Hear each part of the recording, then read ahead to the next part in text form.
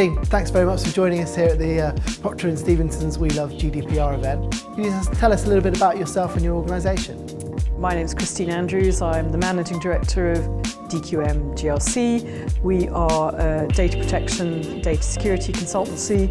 Been around for 20 years, so long before GDPR was even the twinkle in someone's eye. We help companies, currently anyway, be GDPR ready. So we do assessments of how near or far they are from GDPR compliance, and then we help them get ready.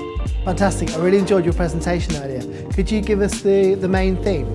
Yeah, so I guess there were three key points that I was trying to get across, is that you can consider GDPR as a commercial benefit for your organisation, particularly if you embrace what I talked about, Article 30, which is records of processing.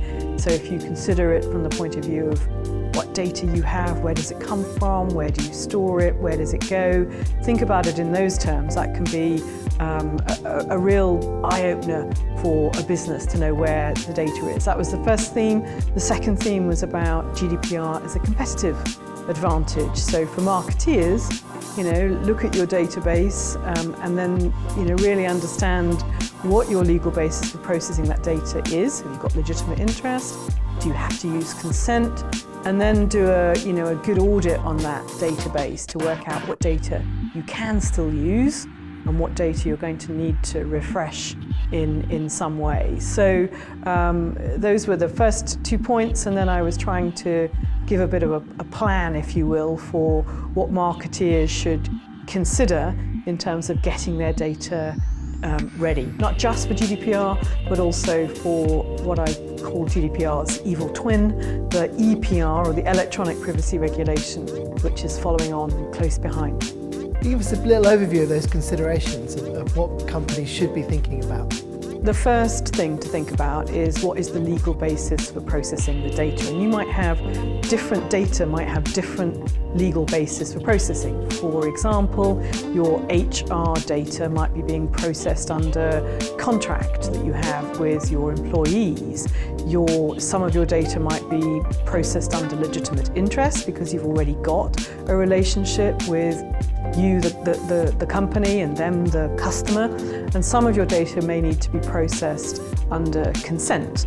And the barriers for processing data under consent are much higher under GDPR. You can't go for pre-ticked boxes anymore. You have to get affirmative action or typically an opt-in. It's got to be unbundled. It can't be hidden in other terms and conditions. It's got to be as easy to withdraw as it was to give. So there are a number of considerations that companies need to think about. So legal basis for processing is the first one, and then probably the next thing to do is to think about your data flows. Where do they go? This is my Article 30 point. What are your records? How are you processing them?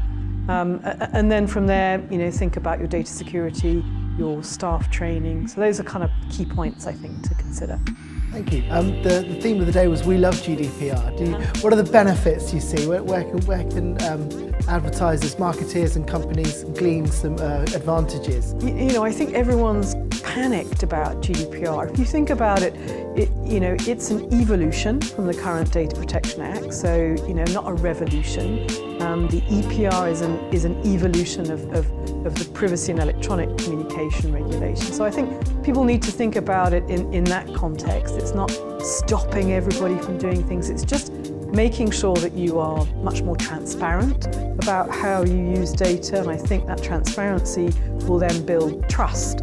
So I think consumers will gravitate towards brands that they trust, and those brands will be able to demonstrate how they use your data, and also the fact that they're using your data in a very secure way. So I think there are ways that companies can even promote the fact that they are transparent, they're clear about how they use data, they use it securely, and they're not afraid to ask for permission to use it in different ways. And I think that's the key message here is don't be afraid of GDPR. It's not there to stop business. It's there to make sure that you do the right thing by people's personal data. Fantastic. Christine, DQM, thank you very much for talking to us. My pleasure. Thank you.